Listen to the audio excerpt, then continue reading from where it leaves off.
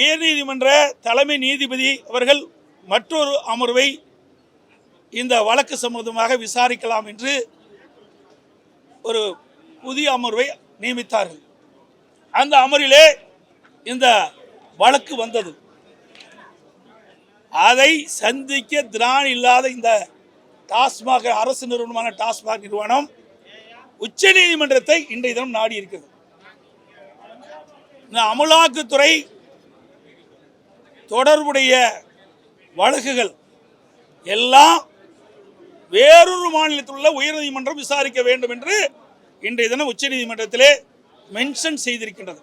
அதை குறித்து தான் நான் இந்த அரசுடைய கவனத்துக்கு கொண்டு வந்தேன். அதை இந்த அரசு அனுமதிக்கல.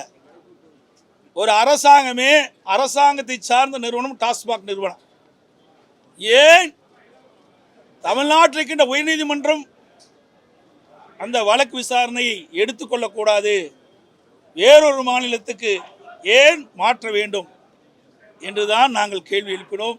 இந்த மக்களுடைய கேள்வியும் இதை பேசுவதற்கு அனுமதி கொடுக்கவில்லை.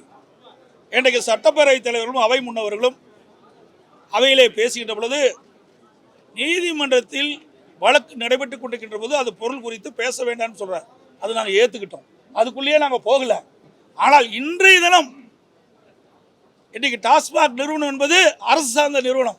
அந்த நிறுவனமே அரசின் சார்பாக உச்ச நீதிமன்றத்திலே இந்த அமலாக்கத்துறை சம்பந்தமான வழக்கை தமிழ்நாட்டில் இருக்கின்ற உயர்நீதிமன்றம் நடத்தக்கூடாது, அதற்கு பதிலாக வேறு மாநிலத்துக்கு உயர்நீதிமன்றம் நடத்த வேண்டும் என்று இன்னைக்கு மென்ஷன் செய்திருக்க. அதைத்தான் நாங்கள் கேட்கின்றோம். அப்படின்னா அந்த அரசாங்கம் தவறு செய்கின்றது நிரூபணமாக இருக்குது. ஏன்னா எதுக்கு வேறு மாநிலத்தில் சுட்டி காட்டுறாங்க? எல்லா பகுதியிலுமே நீதிமன்றம் தானே. இந்தியாவுக்குள் இருக்கின்ற பல மாநிலத்திலும் உயர்நீதிமன்றம் இருக்குது. எங்கே விசாரித்தாலும் இதுதான் விசாரிப்பாங்க. ஆனால் தமிழ்நாட்டில் விசாரித்தா அவ்வப்போது தொலைக்காட்சியின் வாயிலாக பத்திரிகையின் வாயிலாக இவர்கள் செய்த தவறு உடனுக்குடன் போய் சேரும். அதை மறைப்பதற்கு தான் இந்த அரசாங்கம் இப்படி தில்லுமுள்ளு வேலையை செய்திருப்பதாக நான் கருதுகிறோம்.